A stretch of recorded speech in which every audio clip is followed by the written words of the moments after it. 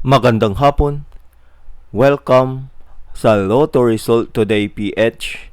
Narito ang mga resulta para sa 5 PM draw, February 4, 2026. Para sa resulta ng 2D Lotto, 12 at 21.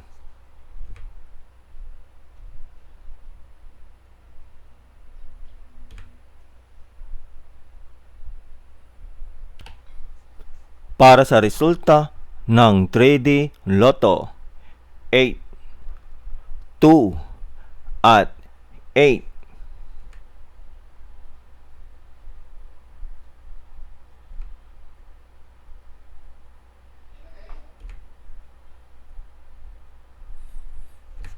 At yan ang mga resulta ngayong 5 PM draw.